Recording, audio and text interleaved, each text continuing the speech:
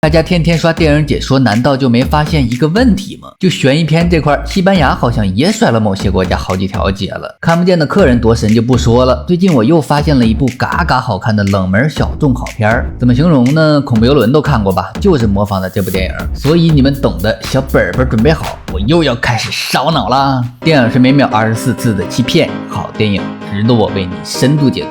大家好，我是罗辑，本期视频为大家带来的是时空罪恶。故事发生在挺偏僻的一山上，男主海克斯和老婆在这边新买了个房，最近正忙着搬家装修呢。然而两人在这里才住了一宿，诡异的事情就发生了。早上起床整理东西时，海克斯翻出来一个望远镜，像这种玩意儿一般人找到都会看两眼，他也不例外，就走到窗边开始往外看。外面都是树，他隐隐约约看到了一个类似电线杆的东西，接着就听到电话响了。此时他老婆正在楼下浇花，他喊了好几声也没听见，于是他就自己下楼接起了电话。奇怪的是，电话里只有一些呲呲啦的声音，一直没人说话，然后就挂断了。海克斯想了想觉得不对，就给回拨了回去，可对面却响起了答录机的声音，说这里是保密号码，请留言或输入存取码。海克斯说有人用这个号给我打电话着。突然这时他老婆进来了，给他吓得一激灵，电话也掉了。女人问咋了，海克斯说没事，电话响了。对方什么也不说，有点诡异。女人又说大概是工人吧。海克斯说不对，今天是周六，而且这个号码是新换的呀，还没告诉任何人呢。女人说别疑神疑鬼的了，肯定是你太累了，说着就要给他按摩放松一下。过了一会儿，海克斯才想起来电话还没挂呢，两人的对话都被录了进去，所以打电话的人是谁呢？往后看。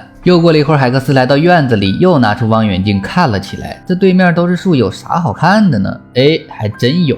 看来看去，海克斯就发现了一个女人。这女人侧着头，看不到脸，看动作好像要脱衣服。非礼勿视，非礼勿视。而海克斯看着正起劲呢，他老婆突然走过来说：“把车钥匙给我，我要出去买点东西。”海克斯做贼心虚，心不在焉的也不敢吱声。等女人走后，又意犹未尽的看了起来，但这次他却怎么也看不到刚才的人了。要说他这个人也是个老色批，看不到不甘心，就拿着望远镜边往对面走，边找边看。来到马路上时，他发现路边有个被撞翻的垃圾桶，还有一辆自行车，这些都是关键信息啊，记着点。他也没多想，继续往山上走，还是边走边看。就这么看着看着，他就看到了一团衣服，视线往上移了移，又看到了一双脚。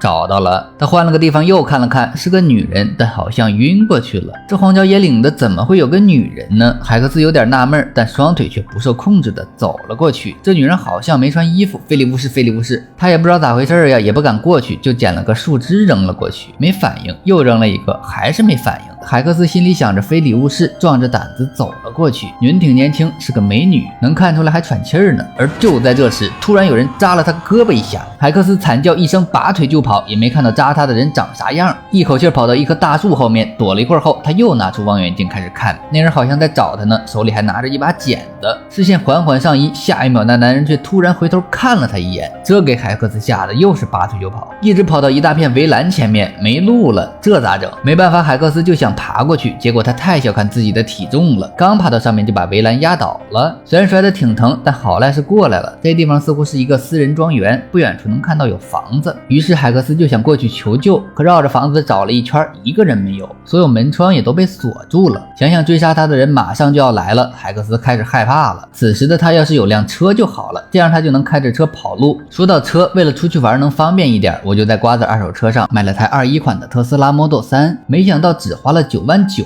比新车便宜了13万多，但开起来跟新的一样。现在新车掉价快，买瓜子儿特划算。瓜子儿每台车都经过官方专业检测，还能先试开3天，放心买就行。现在去瓜子儿搜车好省，你也能9万9买特斯拉，千万别错过喽！实在是无处可逃，海克斯只能捡了块石头砸碎玻璃躲了进去。屋里正播放着电台点歌节目，声音很大，但还是一个人没有。墙上有张纸吸引了他，画的什么他也看不懂，翻过来一看，原来是个挂历。接着海克斯这老哥也是不拿自己当外人，四处走走看看的，找到卫生间后就拿医用物品给自己进行了简单的包扎，然后又溜达着来到了一间类似实验室的地方。这里看上去似乎有人在工作，桌子上有个对讲机，他拿起来说了几句话，里面传出了一个男人的声音。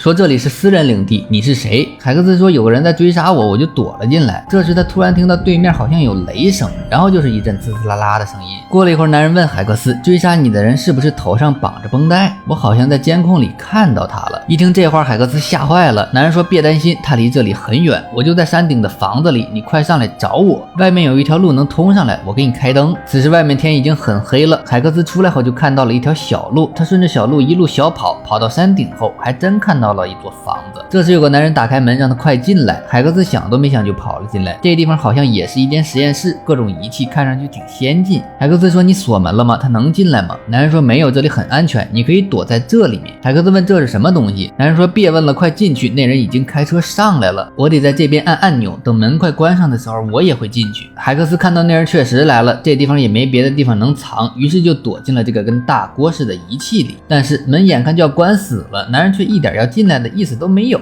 结果傻呵呵的海克斯就被关了起来。接着画面一转，门又被打开了，他爬出来一看，外面却已经变成了白天，这是咋回事呢？他明明只进去了几秒钟。海克斯满脸疑惑问男人，你对我做了什么？你不是说跟我一起进来吗你？男人也是满脸疑惑，说我不知道你在说什么，反正现在天亮了，追他那人也不见了。海克斯就不再理男人，准备回家。男人在后面大喊，你以前是不是来过这里？水槽里是不是充满白色液体？这时海克斯发现房子上面的杆子有点眼熟，他根据这地方的方位找了一会儿，发现这里好像能看到他家。接着他就拿望远镜看向了他家，这一看差点没吓死。咋回事呢？他竟然看到了他自己。正常来说啊，这事儿很不正常。男人接过望远镜一看，也下跪了。海克斯站起来就要回家去报警。男人说你不能去报警，你进去的那台机器是时光机，但是还没有完全开发。警察看到两个你怎么解释？跟我来，我能帮你。接着男人又问你是什么时间进入时光机的？海克斯说9月16号晚上。男人说所以你只穿越了一小会儿，因为今天也是9月16号，这样的话就好办了，我们什么也不用做就可以解决问题。海克斯完全听不懂，接着男人就把他带到那间房子，随手拿了本挂历开始给他解释。你看啊，这条线就相当于从过去移动到未来的你，在这个时间点你进入时光机，穿越到了几个小时前，也就是这里，所以现在的你就变成了海克斯2号，在你家里的你就是海克斯1号。海克斯1号就像你的倒影，会跟你做一样的事儿，所以我们要做的就是在这里等他来。接着男人又说我会处理好一切，但你要答应我不把这件事说出去，因为周末这里是关闭的，我是偷偷跑来加班的，被发现的话工作就没了。海克斯答应后，男人就去山顶的实验室准备时光机去了。海克斯待着没事，看到桌子上有电话，就过去拨通了家里的号码，这里就对上了电影开始的剧情。听到里面传来自己的声音，海克斯吓得赶紧挂了电话。没一会儿，海克斯1号就回拨了回来，响了几声后，他就开始留言。然后海克斯2号就听到他早上经历过的事情又发生了一遍。但这个电话和实验室那边是连着的。男人听到后赶紧跑下来质问海克斯2号，你干啥呢？不是让你别乱动，老实待着吗？给海克斯一顿训后，男人说我要去布置时光机了，你要是不想失去现在的生活，就在这儿等着，别再搞事情。不搞事情怎么可能？男人刚走，海克斯2号就也走了。他看到外面停了一辆车，于是就开车想回家看看。开了没一会儿，他就看到之前在树林里昏迷的女人正在骑自行车呢。海克斯2号一脚刹车就停了下来，可还没等他想明白这是怎么回事，突然就冲出来一辆车把他给撞飞了。万幸下面有棵树，才没让他冲到山下。海克斯2号没受啥重伤，但脑门被撞了个口子。这车上也没有急救包，于是他就把胳膊上的绷带拆下来缠到了脑袋上。这造型眼熟不？所以当时追杀他的人合着就是他自己。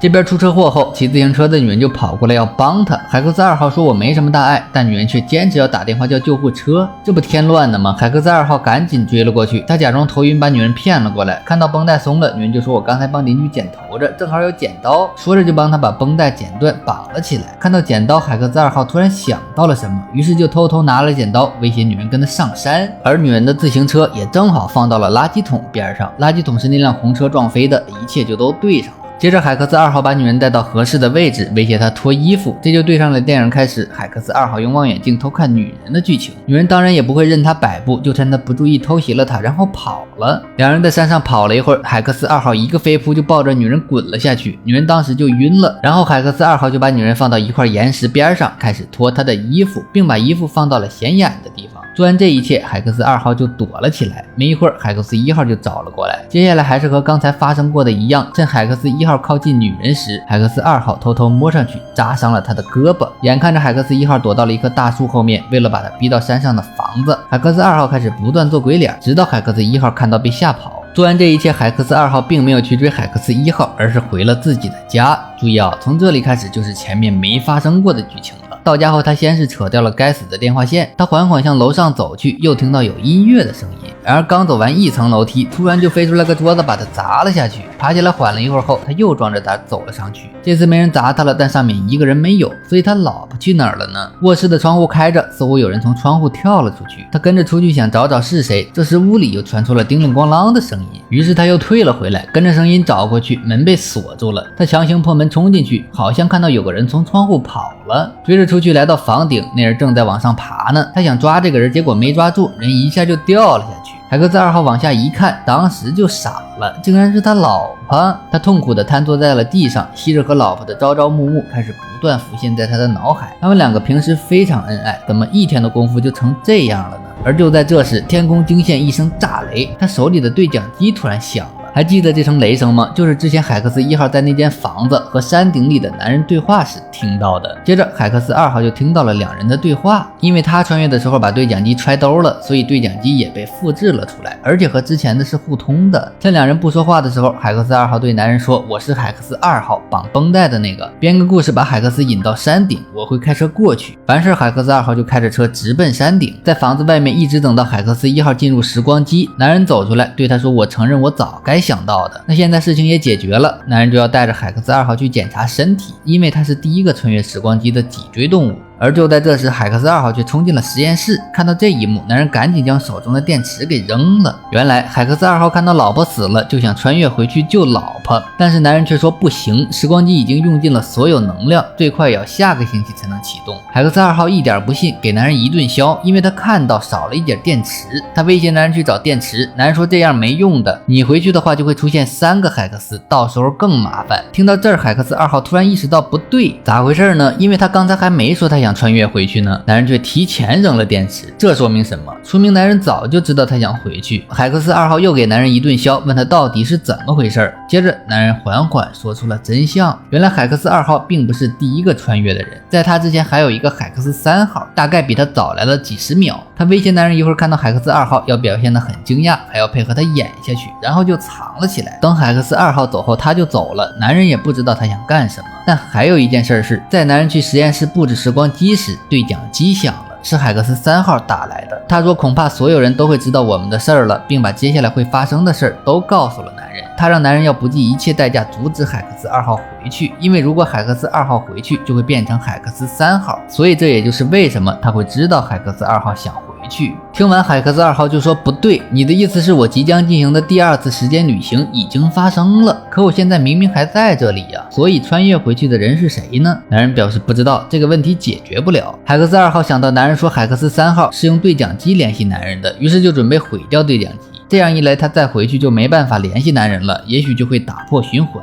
而就在他准备毁了对讲机时，碰巧找到了电池。你看这真是命中注定。接着天上开始下雨，山下传来了警笛声，但海克斯2号别无选择，他只能再次穿越回去。于是两人回到实验室，男人把海克斯2号送了回去，然后就有了男人刚才讲述的经历。海克斯2号回到了他第一次穿越的时候，升级成了海克斯3号。他威胁男人说现在有3个我，你必须帮我除掉另外2个。海克斯2号即将出来，到时候一定要帮他把海克斯1号引进时光机。男人一脸懵逼，海克斯3号说来不及解释了，到时候海克斯2号会跟你解释一切的。接着就躲了起来。几秒钟后，海克斯2号爬了出来，然后海克斯3号刚刚经历的一切又重演了一遍。但这次海克斯3号开了一辆车，避开海克斯2号，先下了山。大门被锁住了，他出不去。这时男人也下来了，海克斯3号就问男人还有没有别的车。于是海克斯3号就去仓库开走了一辆能打开大门的红色卡车。接下来的事儿就是电影最开始发生的事儿。海克斯2号开车离开时，看到树林美女骑自行车，接着海克斯3号就冲出来把他给撞飞了。但海克斯3号的车也冲下了山，他伤的也不轻。从车里爬出来，他发现了一个对讲机，然后就把所有的事儿都告诉了男人。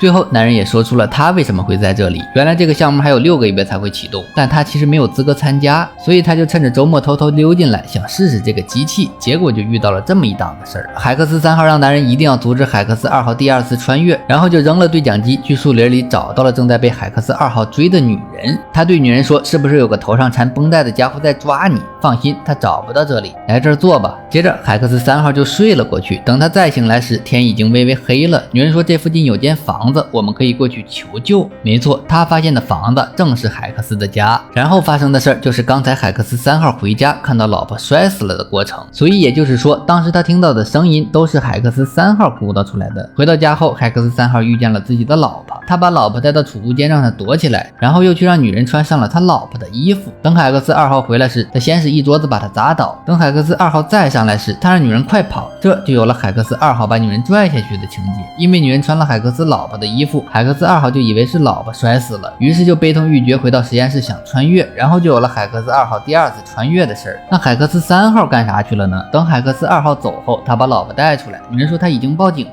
两人在院子里坐了一会儿，全片到此结束。那么好，看到这儿，我相信很多朋友已经蒙圈了。别着急，咱们来好好捋一捋。捋之前需要先说明一点，其实这电影并不是循环，而是线性的，并且电影中发生的所有事儿都是最终命定的结果，也就是完全遵循了命定悖论的规则。命定悖论讲了好多次了，不懂的可以去前目的地和12猴的那集去看。而电影中胡子哥给海克斯画的图，就是对本片最好的解释。所以接下来我先来把这个图完善一下子，大概就是这样，大家可以暂停看一下。所以电影开始时，整个事件就已经发生过了，而我们作为观众，其实只不过是回顾了男主海克斯这一天发生的事儿而已，所以就没必要纠结这个事儿是从什么时候开始的了。举个例子你就明白了，假如5年后的你要坐时光机穿越到现在来见你，那么现在的你就应该看到5年后的你了，而不是等到5年后这个事情才发生。这会儿有的朋友就要问了，那海克斯为什么要傻不拉几的再做一遍同样的事儿呢？就像我刚才说过的，因为一切都是命定的结果，所有事情早就已经全部发生过了，所以他必须这样做。这会儿有的朋友又要问了，那如果海克斯穿越回去后不按之前发生的做行不行？